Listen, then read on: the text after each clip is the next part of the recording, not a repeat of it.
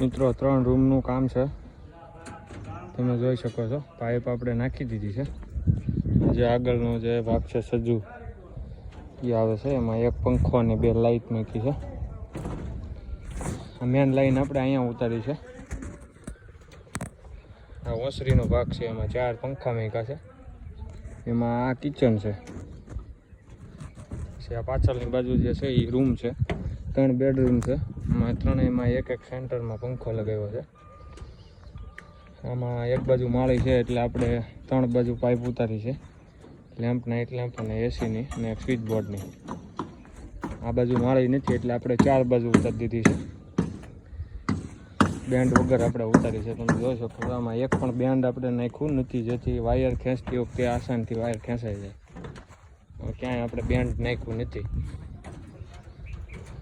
Main line પણ આપણે અલગ ઉતારી છે, જે સીધી સ્વિચ બોર્ડમાં આપણે આવી જાય. મેન બોર્ડમાંથી એમસીબી અલગ અલગ રૂમ વાઇઝ થઈ જાય એવી રીતે આપણે ગોઠવું છે. તો આવી રીતે મિત્રો પાઇપ આપણે નાખી દીધી છે.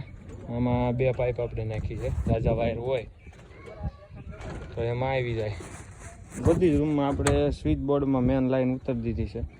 તમે જોઈ લો, 3 મેન લાઈન ઉતારી છે એટલે 5 મેન લાઈન આવે છે. એટલે એકમાં 2 મેન લાઈન વહી જાય છે અને 2માં સિંગલ છે. હા,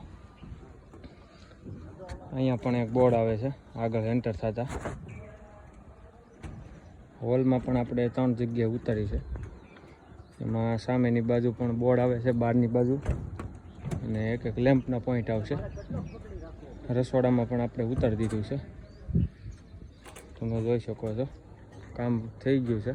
તો મિત્રો આવી રીતે આપણે સ્લેબમાં પાઇપ નાખી દીધી.